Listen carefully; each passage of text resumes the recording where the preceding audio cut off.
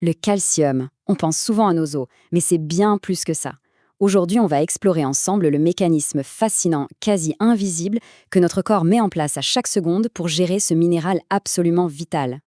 Et quand on dit gérer, c'est vraiment un numéro d'équilibriste. C'est hyper délicat, c'est constant.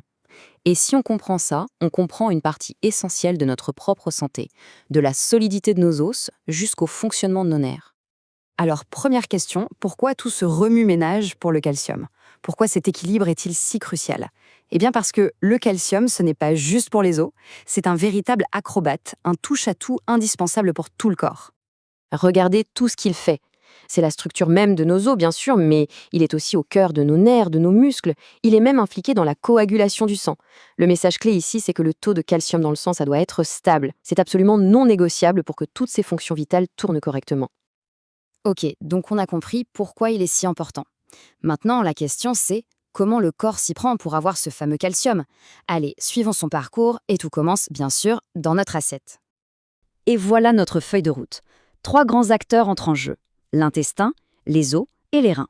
Ils travaillent de concert. On commence par la porte d'entrée, l'intestin. D'ailleurs, les besoins en calcium ne sont pas les mêmes pour tout le monde, ni tout le temps. Ça évolue énormément avec l'âge.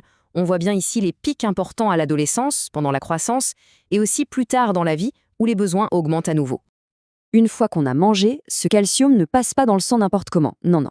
Le corps a une zone bien précise, super efficace, dans l'intestin grêle pour faire ce travail. C'est vraiment le point chaud de l'absorption. Mais attention, ce n'est pas parce qu'on mange du calcium qu'il est forcément absorbé. C'est plus complexe que ça. Comme on le voit, il y a des facteurs qui aident, comme la vitamine D, elle est absolument essentielle, et d'autres qui, au contraire, freinent l'absorption. Pensez aux oxalates dans les épinards, par exemple. Donc l'équilibre commence vraiment dès l'alimentation. Bon, notre calcium a passé la barrière de l'intestin. Il est maintenant dans le sang. Et après, où va-t-il? Eh bien, la quasi-totalité va être stockée dans une sorte de banque centrale, un coffre-fort. Mais un coffre-fort très, très dynamique. Oui, 99%. C'est énorme. Presque tout le calcium de notre corps se trouve dans nos os. Ils ne servent pas juste de charpente, ils sont aussi notre réserve stratégique pour tous les besoins du métabolisme. Et je disais, banque active à juste titre. Ce n'est pas un stock qui dort. Il y a des dépôts et des retraits en permanence, un flux constant entre les os et le sang. Le but, maintenir ce fameux équilibre sanguin parfait. C'est ça, l'homéostasie. Et regardez ça, c'est l'illustration parfaite de ce va-et-vient. Chaque jour, nos os libèrent environ 200 mg de calcium dans le sang et en même temps, ils en captent à peu près la même quantité pour se reconstruire. C'est un équilibre parfait, un système synchronisé à la perfection. Donc l'os, c'est notre réserve à long terme. Mais pour les ajustements fins, au jour le jour, minute par minute même, le corps a besoin de ses experts comptables. Et ce rôle, ce sont les reins qui le jouent. Les reins, leur job, c'est de filtrer le sang. Et ils filtrent aussi le calcium. Mais attention, ils ne le jettent pas. Au contraire, ils ont un programme de recyclage d'une efficacité redoutable.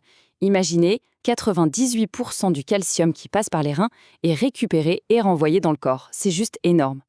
Et ce recyclage, ce n'est pas fait au hasard. Ça se passe en plusieurs étapes, tout au long des différentes parties du rein.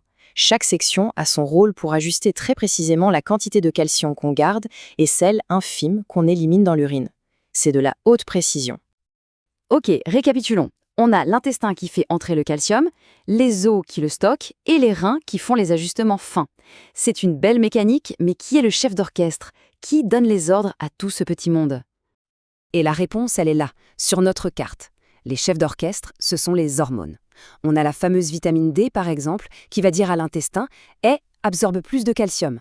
Ou encore la parathormone. Si le taux de calcium dans le sang baisse un peu, hop, elle envoie un signal aux os pour qu'ils en libèrent et aux reins pour qu'ils en retiennent plus.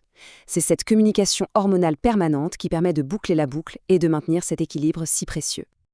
Au final, tout ce mécanisme est une véritable merveille de la biologie. Ça se passe en nous, à chaque instant, sans qu'on y pense. C'est silencieux, c'est automatique.